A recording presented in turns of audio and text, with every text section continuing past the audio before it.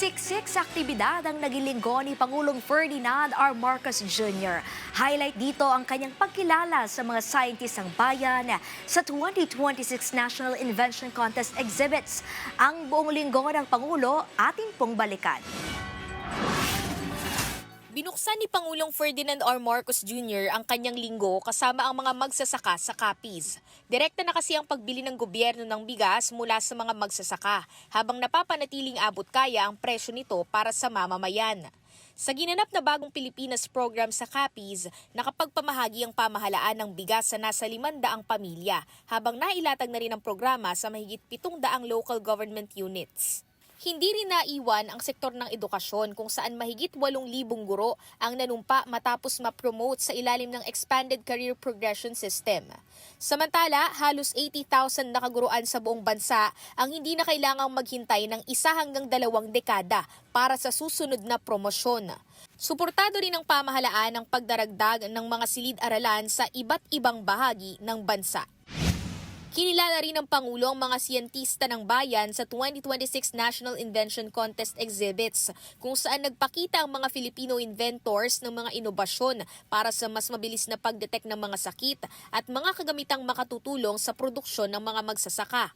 Buo ang suporta ng gobyerno sa mga inisyatibang ito at giit ng Pangulo, hindi lang dapat manatili sa laboratorio ang mga inobasyon, kundi dapat maging praktikal na solusyon sa pang-araw-araw na buhay.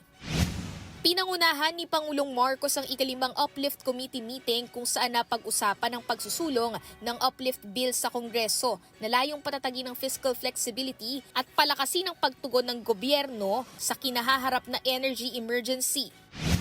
Inanunsyo rin ng Pangulo ang pagpapalawak ng maternity benefits ng PhilHealth kung saan mas mataas na ang coverage para sa normal delivery at cesarean, kasama na ang mas maraming prenatal at postnatal care services.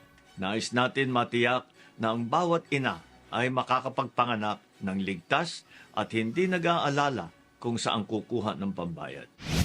Nakipag-ugnayan din ng Pangulo sa National at Regional Peace and Order Council meeting. Layunin nito na mas patatagin ang koordinasyon ng national government at mga LGU upang mas mapababa ang krimen at mapabilis ang pagresponde sa panahon ng sakuna.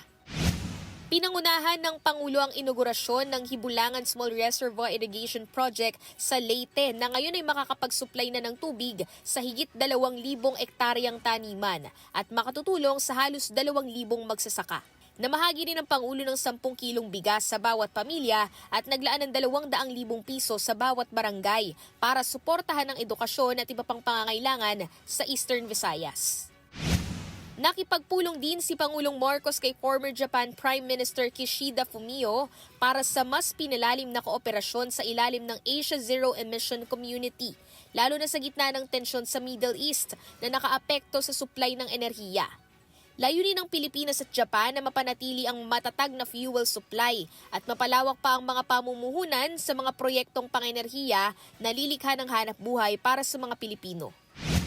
Nagtungo rin ang Pangulo sa General Santos City para sa isinagawang job fair, kasabay ng paggunita sa Labor Day. Nagsagawa rin ng job fair ang iba't ibang ahensya ng pamahalaan sa 89 na lugar sa buong bansa. Mula noong 2022, umaabot na sa 6,600 job fairs ang naisagawa ng pamahalaan sa pangunguna ni Pangulong Ferdinand R. Marcos Jr. na nakatulong sa mahigit 1 milyong Pilipinong naghahanap ng trabaho. Sheila Natividad para sa Pambansang TV sa Bagong Pilipinas.